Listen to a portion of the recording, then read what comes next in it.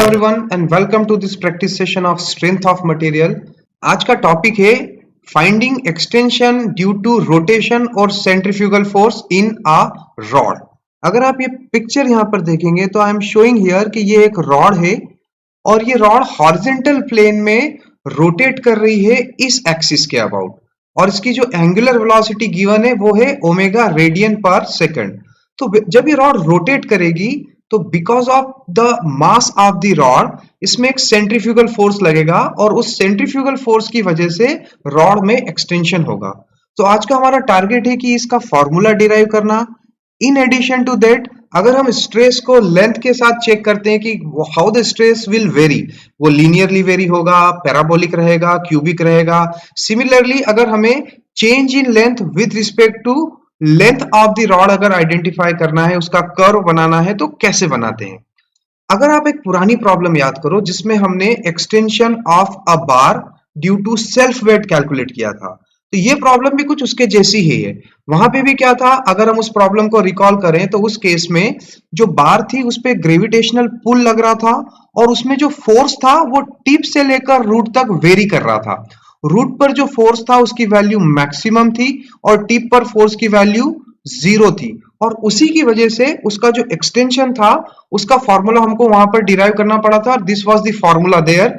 अगर मैं वेट की टर्म में देखूं तो फॉर्मूला था WL/2AE, और इसी फॉर्मूले को मैं डिफरेंट वे में लिख सकता हूं। तो यहाँ पर अगर मैं लैम्डा लिख रहा हूं तो lambda basically showing the mass per unit length, मतलब कि रो ए। तो इस फॉर्मूले से मैंने रो ए को रिप्लेस करके सेकंड फॉर्मूला बनाया।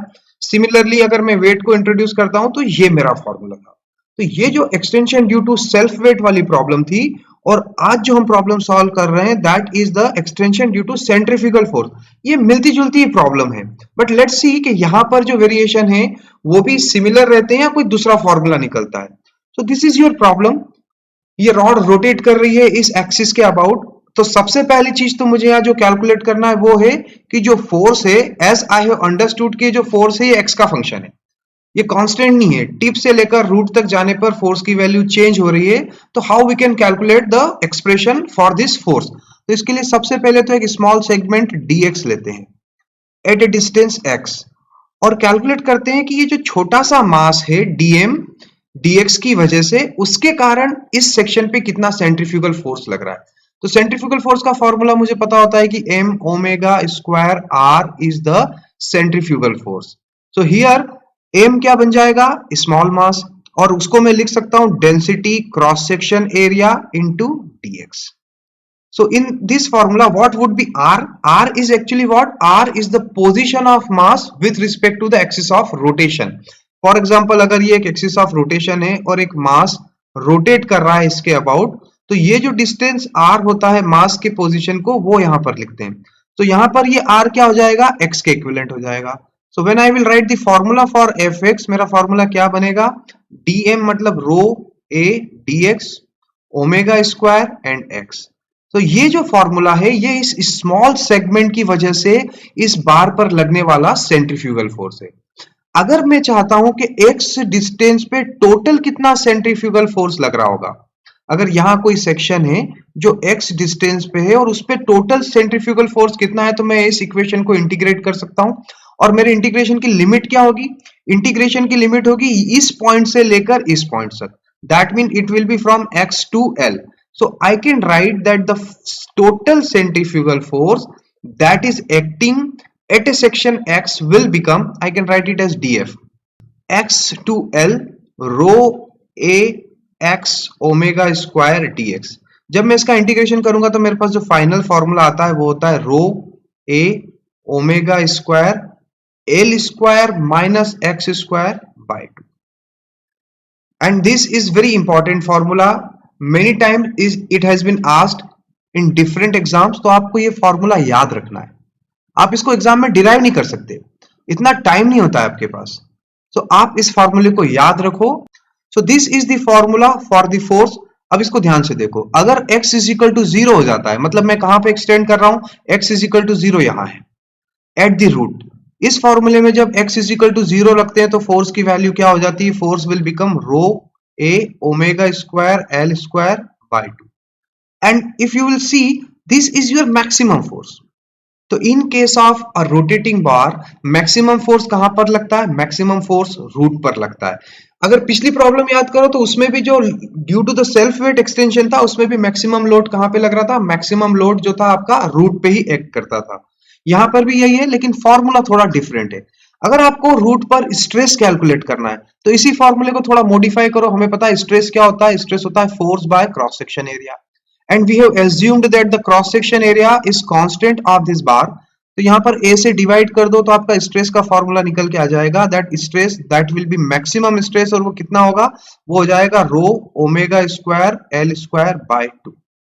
इसमें अगर फॉर्मूले में मैं मास पर यूनिट लेंथ को इंट्रोड्यूस करना चाहूं तो मुझे पता है कि लेमडा को मैं रो ए से रिप्लेस कर सकता हूं। तो ये फॉर्मूला क्या बन जाएगा? मैं यहां लिख देता हूं कि मेरा मैक्सिमम स्ट्रेस हो जाएगा lambda omega square L square divided by 2a। ये भी एक इंपॉर्टेंट फॉर्मूला है और कई बार एग्जाम्स में पूछा जा चुका है। तो आप ये थोड़ा सा अगर एक फॉर्मूला याद रख लेते हो तो it will take hardly 10 to 20 second to derive the next formula. Therefore I am saying कि ये वाला जो आपका फॉर्मूला है बहुत इंपॉर्टेंट है और आपको याद रखना है। अब अगर इसी फॉर्मूले में x is equal to L रख देते तो ये पूरा एक्सप्रेशन कितना हो जाता? 0। और x is equal to L मतलब कहां? x is equal to L मतलब टिप पर। तो टिप पर जो टोटल सेंट्रीफ्यूगल फोर्स है वो कितना होगा? 0 होगा। और ऑब्वियस भी है, हम समझ सकते हैं कि जो रॉड है वो बाहर की तरफ पुल कर रही है पूरे सिस्टम को। तो अगर मैं कोई भी एक सेक्शन लेता हूं जो रूट की तरफ है उस पर ज्यादा फोर्स होगा, जैसे जैसे मैं टिप की तरफ मूव करूंगा मेरा सेंट्रीफ्यूगल फोर्स कम होता जाएगा और रूट पर वो 0 हो जाएगा। तो please remember that this is the formula for the force, और ये वाला फॉर्मूला आपका स्ट्रेस के लिए है। अब स्ट्रेस के बाद अगर आपको चेंज इन लेंथ कैलकुलेट करना है तो चेंज इन लेंथ के लिए भी यही फिलॉसफी अप्लाई करेंगे।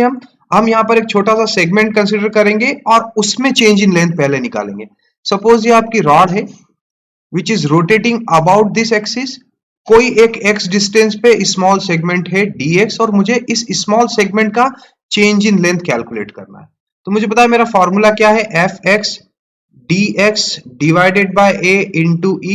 This is the change in length of this small dx length. और अगर मुझे पूरी बीम का चेंज इन लेंथ निकालना है तो मैं इसको x इज इक्वल टू 0 से x is equal to l तक इंटीग्रेट कर सकता हूं। So when I will do integration my total change in length of this tip point, let this is point 1 तो ये 1 हो गया, कितना हो जाएगा? Integration 0 to l fx dx divided by a into e।